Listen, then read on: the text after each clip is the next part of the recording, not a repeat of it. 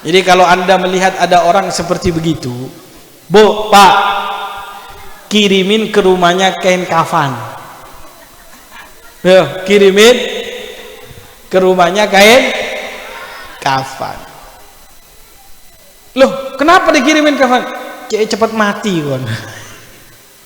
Kenapa? Gak ada manfaatnya, merugikan Bu, kalau orang dulu, ingat ini cerita orang dulu.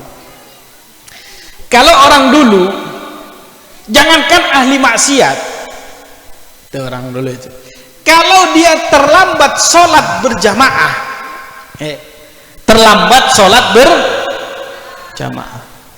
itu di rumahnya sudah dikirimin peti jenazah. Itu terlambat sholat berjamaah, ditaruh keranda itu, ditaruh di depan rumahnya. Kenapa? Kamu hari ini terlambat sholat berjamaah. Karena kerugian, kehilangan pahala.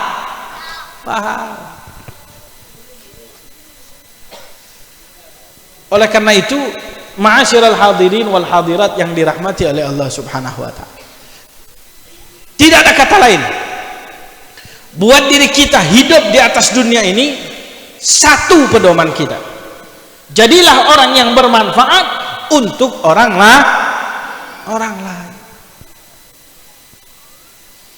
Baik dengan pikiran, baik dengan tenaga, apalagi kalau pikiran, tenaga dan harta. Kalau ada uang, sisihkan buat acara haul, buat pembangunan. Ya, kadang-kadang uang yang sedikit itu lebih berharga di sisi Allah daripada uang yang banyak. Saya misal, contohnya, saya seorang miliarder. Tahu miliarder? Tahu miliarder, Bu? Miliarder itu uangnya miliaran. Ada acara hall Mbah Broto, saya nyumbang uang sebesar 100 juta. 100 juta. Aku nyumbang 100 juta. Wah, duduk kotaan roti.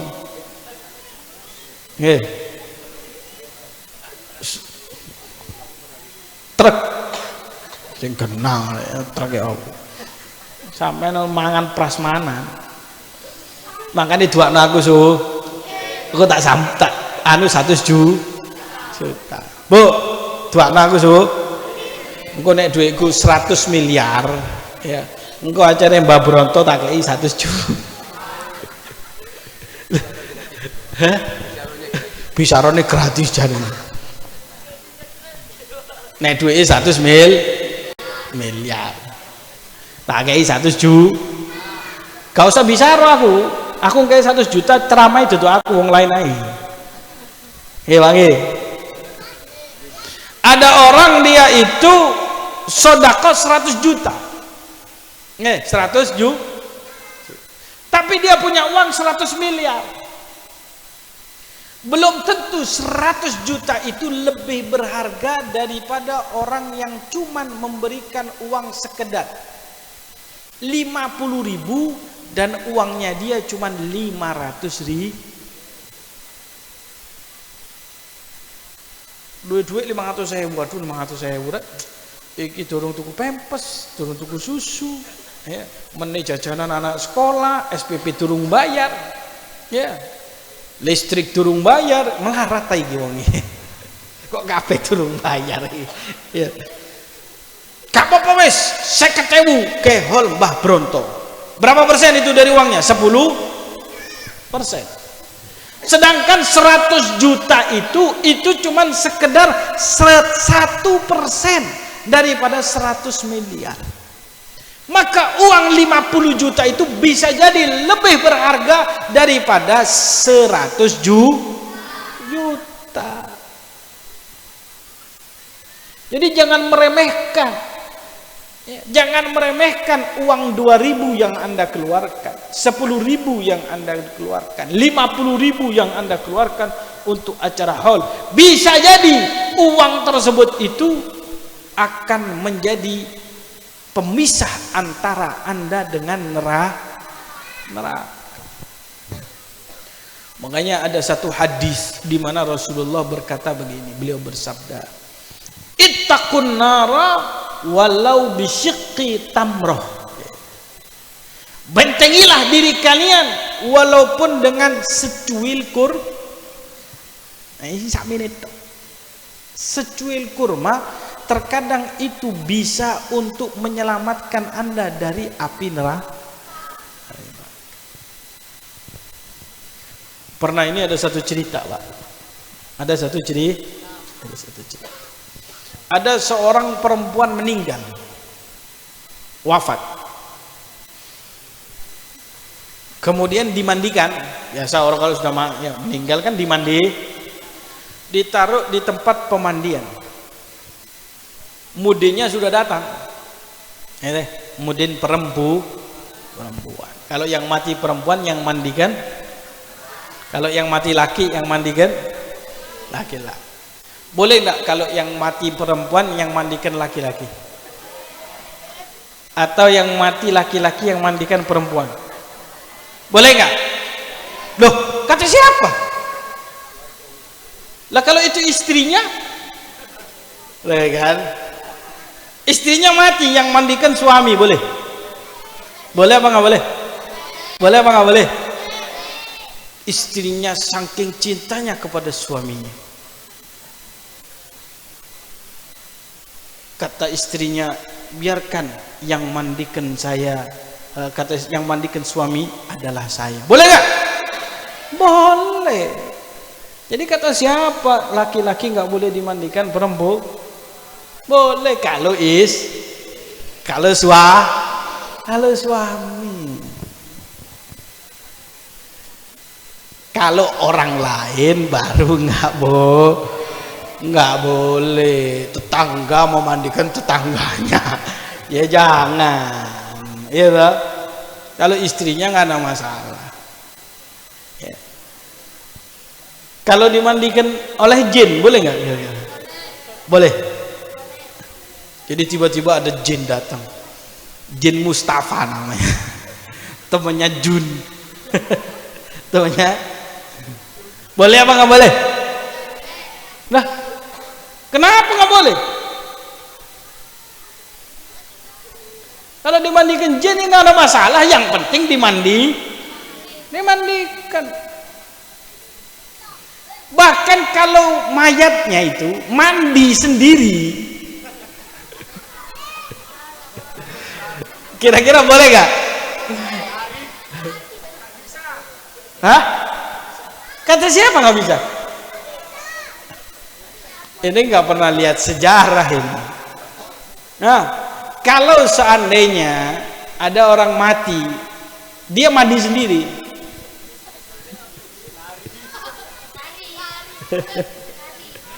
Boleh nggak? Kata siapa nggak boleh? Ada ceritanya ini, ada ceritanya. Saya nggak bohong ini cerita betulan. Disebutkan oleh Asy-Syaikh Al-Bajuri rahimahullah di dalam kitabnya Hasyiatul Bajuri ala Fathil Gharib. Tahu kitab Fathil Gharib? Kalau yang pernah belajar pondok pesantren tahu itu kitab Fathil Gharib. Ada seorang ulama meninggal, dia wasiat, kalau saya mati jangan ada yang mandikan. Kenapa? Saya mandi sendiri.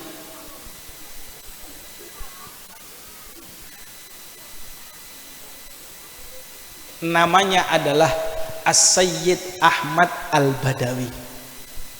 Tahu kan ada qasidahnya, bi rasulillahi wal, bi rasulillahi wal badawi wa rijalin min bani. Itu Al-Imam Al-Badawi, kuburannya ada di Mesir. Beliau meninggal, beliau berwasiat begini, jangan dimandikan. Kenapa? Saya mau mandi sendiri. Kok iso? Iku jenenge keramat. Kok iso? Kon tak adusi lho ae.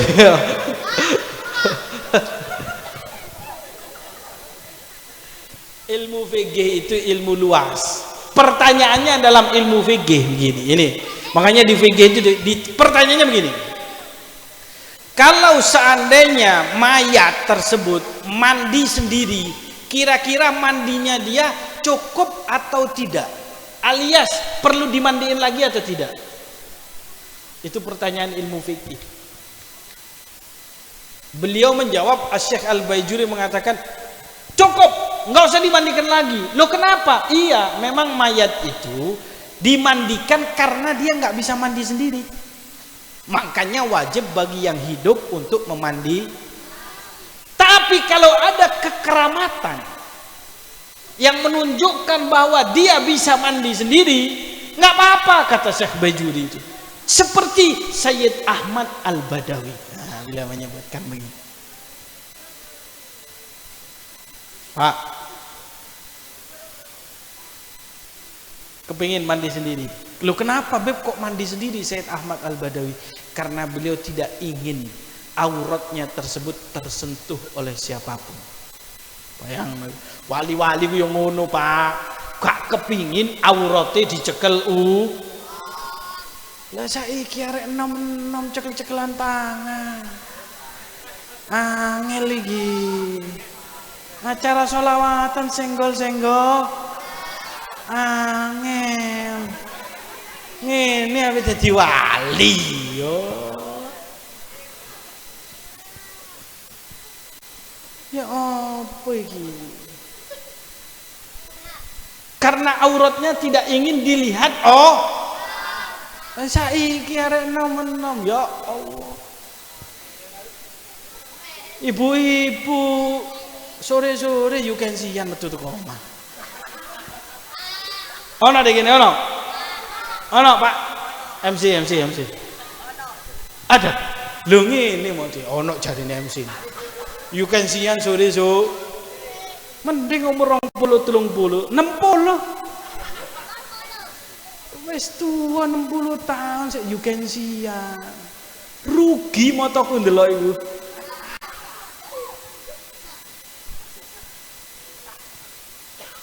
Buka aurat, katik kembenan mari adus. Kale. Ya. Ono sing ngono ono. Bu, ada yang seperti begitu. Bapak-bapak sore-sore celana ndekan katik kelambi metu nang omah. Ngarepe omah mbek kopi rokok ngene dus. Ono. Oke. Ya oh, Pak, wis tuwa. Mending lah putih ganteng kok aku didelok ngono enak. Wis gudisen kurapen panuwun.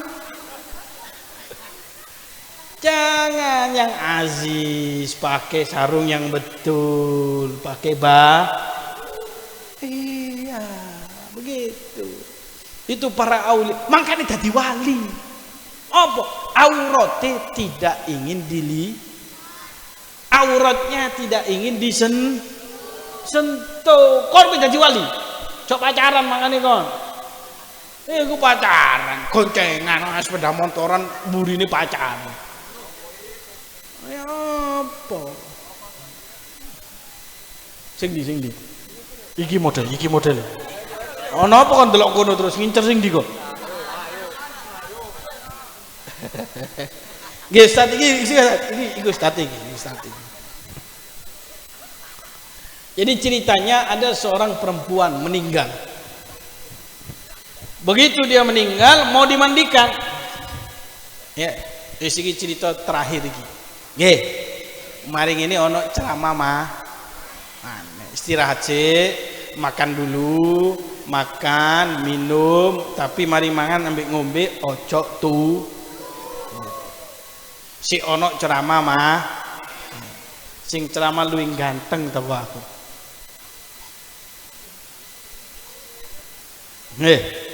Luwih ganteng, siap untuk menikah lagi yang kedua ini. Jadi kalau ada yang ini dari Madura, ini beliau Kiai Muhammad Abdul Bari, istrinya masih 1, mau nambah 3 kata. Tak promo no yai.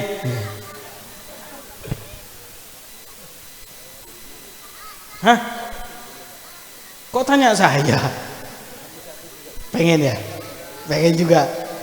Ini MC kepengen juga katanya. Pucuk no degede lo ngawur aja sampai. Pucuk hadir ya. Gak kok guyonan. Kok 4 mata wae. Jadi itu perempuan sudah ada di atas keranda mau dimandikan.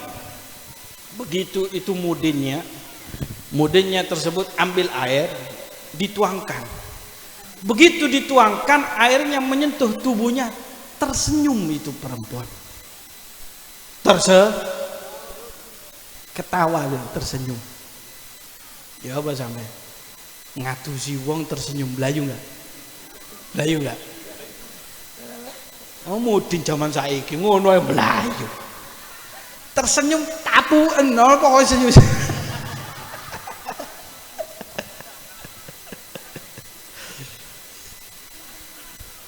Jadi dia tersenyum dia. Tersenyum. Kemudian yang mandikan ini heran. Kenapa dia tersenyum? Pasti dia itu dalam keadaan diberikan nikmat oleh Allah. Orang kalau meninggalnya tersenyum itu kan menunjukkan husnul.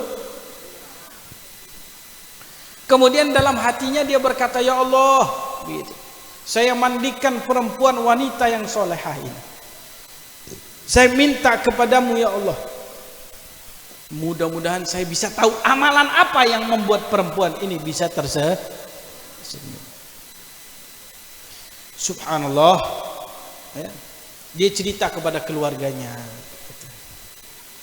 bahwa ya, ini perempuan tersenyum. Amalan apa kira-kira yang dilakukan? Para keluarga mengatakan, ya biasa seperti biasanya. Dia orangnya baik memang. Dia selalu berbuat baik. Tapi kita nggak tahu apa rahasia amalannya. Akhirnya si Mudin itu pada malam hari, dia itu bermimpi dengan perempuan tersebut. Singkat cerita dia bertanya, amalan apa yang membuat kamu kok bisa tersenyum? Dan kenapa sebabnya kok tiba-tiba kamu tersenyum?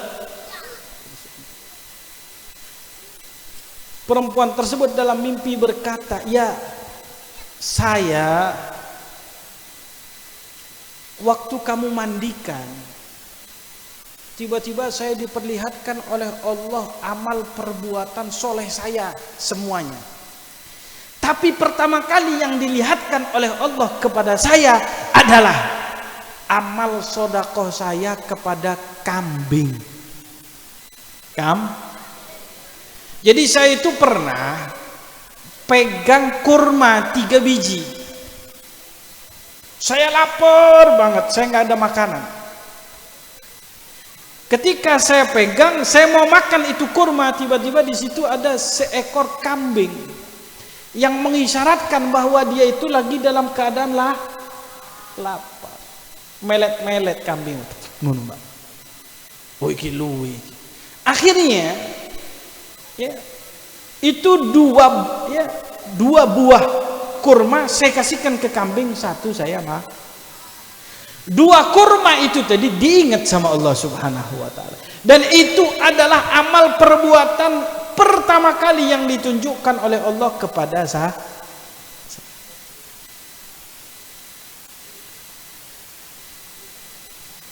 Bayangkan cuman 2 butir kurma. Tapi jangan meremehkan. Kadang uang 10.000 Anda, kadang 50.000 Anda, itu sangat berharga di sisi Allah. Oleh karena itu ada acara seperti begini, ada acara kebaikan-kebaikan, sedekahkan walaupun cuman semampu. Wa man ya'mal mithqala dzarratin khairan yarah. Wa man ya'mal mithqala dzarratin, barang siapa kata Allah yang beramal walau sekecil biji atom saja kebaikan, pasti dia akan lihat nanti kata Allah. Begitu pula keburukan, pasti sekecil apapun. Wa ma rabbuka bidzallamin lil abid. Tidaklah Allah itu mendolimi daripada hamba-hamba. Mudah-mudahanlah apa yang kita laksanakan pada malam hari ini diterima oleh Allah. Yang besar, yang kecil, yang penting kita ikhlas karena Allah. Mudah-mudahan Allah Subhanahu wa taala menjadikannya sebuah bekal buat diri kita, untuk supaya menjadi jembatan buat diri kita masuk ke dalam surga Allah Subhanahu wa taala. Dan kita berharap mudah-mudahan Allah Subhanahu wa taala yang telah mengumpulkan kita pada malam hari ini dalam keadaan yang nikmat, syahdu, khusyuk, mudah-mudahan nanti kita bisa berkumpul di hari kiamat, ya, dengan dalam keadaan nikmat, syahdu, khusyuk. Apapun yang kita laksanakan pada malam hari ini bisa untuk sampai dan bernyambung kepada Mbah Brono ini tadi. Dan kita berharap mudah-mudahan haul ini berjalan tiap tahun dalam keadaan lancar, dalam keadaan sehat, semuanya bisa memberikan manfaat, bisa memberikan andil, bisa memberikan apapun yang bisa untuk diberikan. Dan kita berharap mudah-mudahan para panitia-panitia oleh Allah Subhanahu wa taala dikabulkan hajatnya oleh Allah. Kita yang hadir juga dikabulkan hajatnya oleh Allah Subhanahu wa taala. Tidak keluar dari tempat ini kecuali dosa-dosa kita sudah dimaafkan oleh Allah Subhanahu wa taala. Tidak keluar dari tempat ini kecuali hajat-hajat kita oleh Allah diterima oleh Allah Subhanahu wa taala. Tidak keluar dari majelis ini kecuali yang sakit diberikan kesembuhan, yang dalam keadaan gundah diberikan keluasan dalam hatinya, dan mudah-mudahan dimudahkan seluruh daripada urusannya. Allah maj'al jam'ana hadza jam'an marhuma, tafarrugana min ba'dihi tafarrugan ma'suma, wa la taj'alna wala ma ma'ana wala ma fina syaqiyan wala mahruma. Allahumma hdina bihudak, ja'alna mimman yusari'u fi ridak, wa la tuwallina waliyan siwak, wa la taj'alna mimman khalafa amraka wa 'asak. Awsilillahumma thawaba ma 'amilnahu min 'amalin salih fi hadhihi lailatil mubarakah ila arwah anta a'lamu bi asma'ihim, anta a'lamu bi asma'ihim khususan Mbah Brono wa bahwatu aji usulihim wa furu'ihim ma'a kamalis sihha wa tamamil afiyah minal mu'minin wal muslimin wal mu'minin wal mu'minat wal muslimat bi rahmatika ya arhamar rahimin. Wa ila hadratin nabi al-fatihah.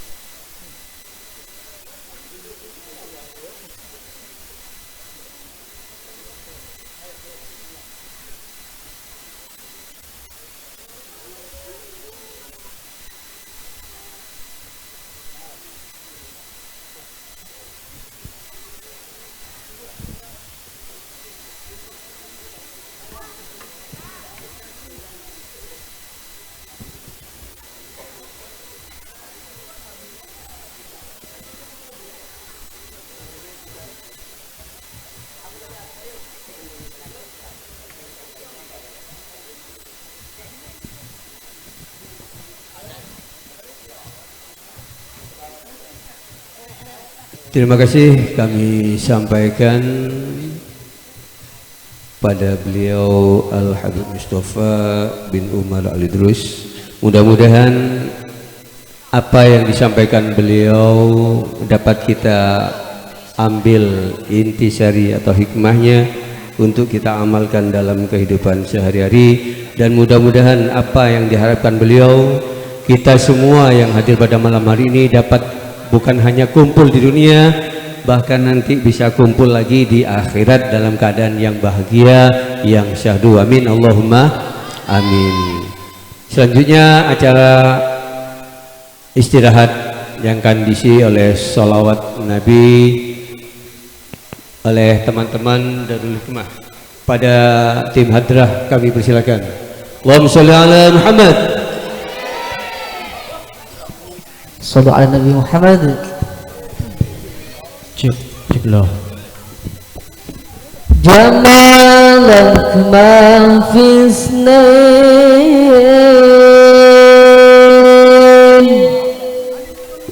ma syafit mislu ain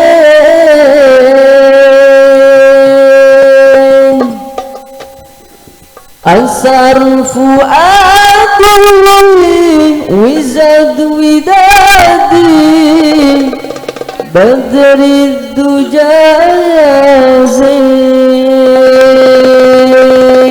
jamalak ma fi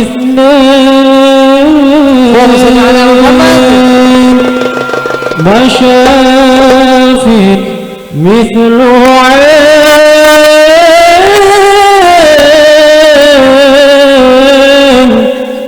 asafu adi zarabani badrin tujazin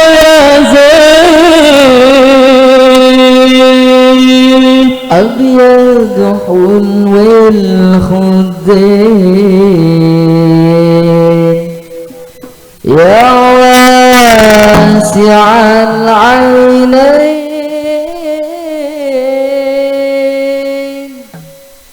ahla bintisama bi adha alamah ya sayyidal kaunain inta habibi arak wanqam wa farah binada. Sarang-sarang nggih. Taha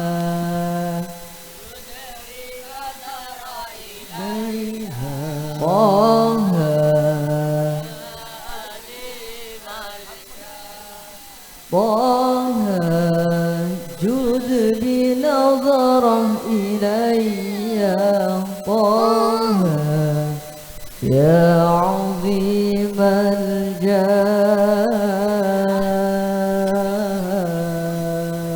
Bisa jawab nggih? 1, 2, 3. Allahumma sholli ala Muhammad. Allahumma sholli ala alihi. Mughram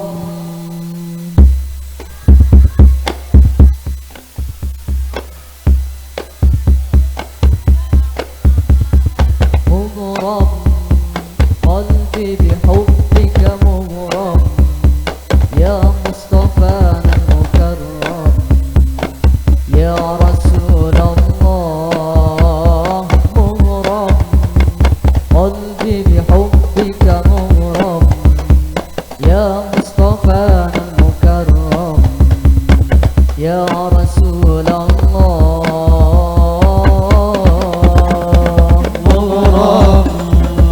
قلبي بحبك مغرم يا مصطفى المكرم يا رسول الله قلبي بحبك مغرم يا مصطفى المكرم يا رسول الله جمالك ما في سنين ما شافت مثله عين أسر فؤادي وزاد ودادي بدر الدجى يا زين جمالك ما في اثنين ما شاف مثل